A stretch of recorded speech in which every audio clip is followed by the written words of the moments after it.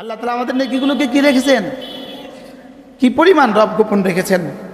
ফালা তা'লামু নাফসুম মা উখফিয়া লাহুম মিন কুররাতি আয়ুন, রব বলেন আমি তোমাদের জন্য কি পরিমাণ গোপন রেখেছি এটা রব ছাড়া কেউ জানে না। ফালা তা'লামু নাফসুন, নাফসুন নাকিরা, ফালা তা'লামু নফি, নাকিরাতু তাহতা নফি তাউম্মু, ফালা তা'লামু নাফসুন এর অর্থ ফালা তা'লামু, ফালা ইয়া'লামু রাসূলুম মিনার রাসূল ওয়ালা ইয়া'লামু মালাকুম মিনাল মালাইকা, কোন ফেরেশতা জানে না রব আমাদের জন্য কি পরিমাণ নেকি গোপন রেখেছেন। একবার সুবহানাল্লাহর বিনিময়ে কি পরিমাণ গোপন রেখেছেন। যদি এটা প্রকাশ করে দিতেন, যদি এটা প্রকাশ করে দিতেন বলছে ফেটে মরে যেতাম, দ্বিতীয়বার করতে পারতাম না। দ্বিতীয়বার কি কিচ্ছা, কিচ্ছা আর কি সনদ ছাড়া। বড় পীর আব্দুল কাদের জিলানী রাহিমাহুল্লাহ একবার বললেন যে আল্লাহ জীবনে আপনাকে কতবার ডেকেছি, কতবার ডেকেছি, যদি কোনোদিন তো জবাব শুনলাম না। ইদ হাতাফা হাতেফ, গায়েব থেকে আওয়াজ এলো, তুমি একবার ডাকার পরে আমি যদি 70 বার জবাব না দিতাম তুমি দ্বিতীয়বার ডাকার তৌফিকই পাইতা না। এজন্য আমাদের এক বুজুর্গ ছিলেন হযরত মাওলানা খলিল আহমদ সাহারানপুরি রহমতুল্লাহ আলাইহি, তার একটা বিখ্যাত কিতাব আছে ইকমামুশ শিয়াম, কিতাবটার নাম কি বলেন? ইকমামুশ শিয়াম। এই কিতাবের মধ্যে হযরত মাওলানা খলিল আহমদ সাহারানপুরি রহমতুল্লাহ লিখেছেন, যদি আল্লাহ তাআলা নেকির পুরস্কারকে প্রকাশ করে দিতেন, নেকির পুরস্কারকে কি করে দিতেন? প্রকাশ করে দিতেন, তাইলে আর ঈমান বিল গায়েব থাকতো না। কি থাকতো না? ঈমান বিল গায়েব থাকতো না। আর ঈমান বিল গায়েব যদি না হইতো, ঈমান বিল গায়েব না হলে ঈমান হইতো না। কারণ প্রথম শর্ত জুড়ে দিয়েছেন ইউমিনুনা বিল গায়েব, বলেন ইউমিনুনা বিল কি? এজন্য ফেরেশতার ঈমান ঈমান নয়, ফেরেশতার ঈমানের বিনিময়ে জান্নাত পাবে না। বলেন কি বলছি বলেন? ফেরেশতার ঈমানের বিনিময়ে কি পাবে না? ফেরেশতার ঈমানের বিনিময়ে জান্নাত পাবে না কেন? ফেরেশতার ঈমান ঈমান বিল গায়ব না, ফেরেশতার ঈমান ঈমান বিল মুশাহাদা। ফেরেশতা দেখে দেখে ঈমান আনছে। বলেন ফেরেশতা কি? এজন্য ফেরেশতা যদি 1 কোটি বার সুবহানাল্লাহ বলে 1 জাররা নেকিও লিখবে না। আর আমরা একবার বললে উহুদের চেয়ে ভারীটা লিখে। তো ফেরেশতা যেন জিজ্ঞেস করেন আমি 1 কোটি বার বললাম আমারটা 1 জাররাও লিখলেন না, ও একবার বলছে তো উহুদ পাহাড়ের চেয়ে ভারীটা লিখলেন, ব্যাপারটা কি? তুই দেখে দেখে করছিস, ও না দেখে করছে। এই জন্য আমাদের ঢালকানা হযরত এক আজীব কথা বলেন, হযরত বলেন যে কোনো ফেরেশতা জান্নাতে যাবে না। কি বলছে বলো? মানে ফেরেশতা বুঝি জাহান্নামে যাবে না? কোনো ফেরেশতা জাহান্নামেও যাবে না, জান্নাতেও যাবে না। তো ফেরেশতা যাবেটা কোথায়? কিছু ফেরেশতা জান্নাতে থাকবে, কিছু ফেরেশতা জাহান্নামে থাকবে। জান্নাতে যারা জান্নাতে থাকবে যা যা হিসাবে নয়, আমাদেরকে শরবত খাওয়াবার জন্য, আমাদের খেদমতের জন্য থাকবে। আর কিছু ফেরেশতা জাহান্নামে থাকবে, জাহান্নামীদেরকে পিটাই, ওদেরকে পিটা দেওয়ার জন্য।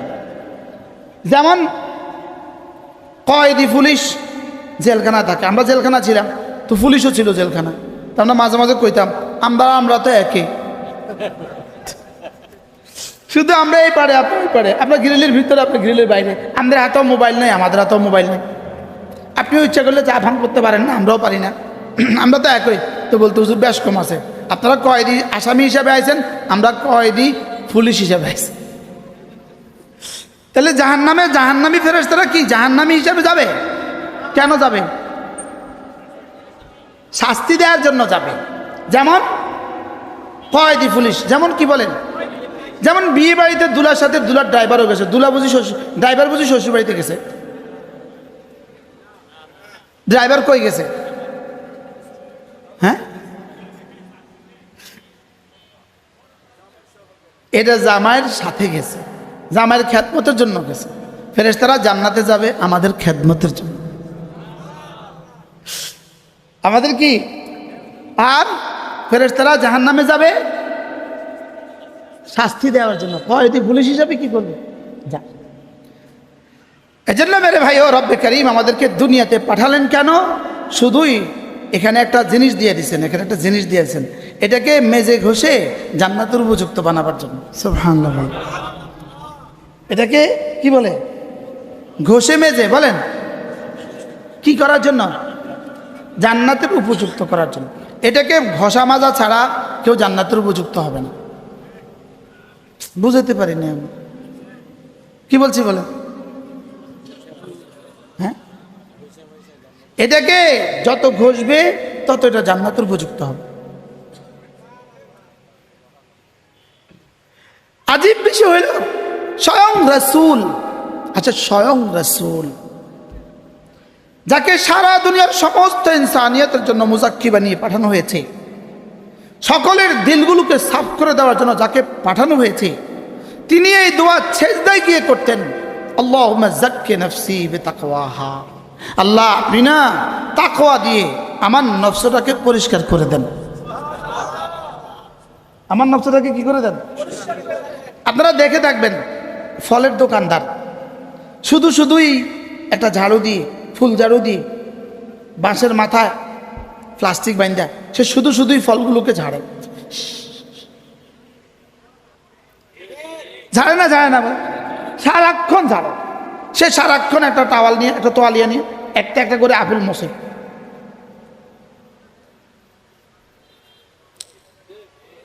কি লেগে সে এত মোছা মোছে? যেন চকচক করে, যেন কাস্টমার দেখে সুন্দর।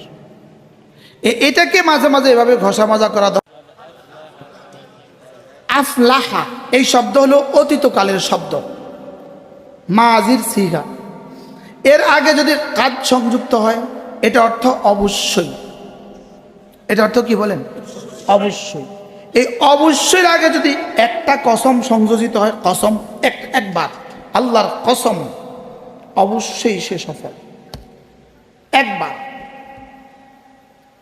এরপরে যদি এই শব্দের আগে যদি 11টা কসম সংযোজিত হয়, আরে সুবহানাল্লাহ বলেন, একটা হলেই তো যথেষ্ট ছিল। যদি 11টা কসম হয়, আচ্ছা সেই 11টা কসম যদি রব্বে কারীম কসম করেন, আচ্ছা একটা শব্দ বলার জন্য আমার মতো 3.5 হাতের মানুষটাকে বোঝাবার জন্য আরশে আজিমে মালিক এক টানা 11টা কসম খেয়েছেন। কটা? আচ্ছা আমরা বালাগাতে দুরুসুল বালাগা, আমরা এরপরে মুখতাসারুল মানিতে এক কথা পড়ছি, ইনকার যত বেশি হয় কসম তত বেশি হয়। বলেন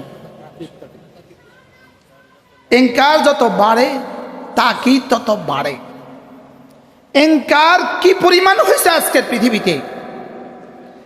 আজকের পৃথিবীতে রব্বে করিমকে ইনকার করনেওয়ালা, অস্বীকার করনেওয়ালা কি পরিমাণ হয়েছে? আপনি মনে করছেন শুধু যারা অস্বীকার করে তারা অস্বীকার করে? যে ফজর পড়ে না সেও প্রকারান্তরে রবকে অস্বীকার করে।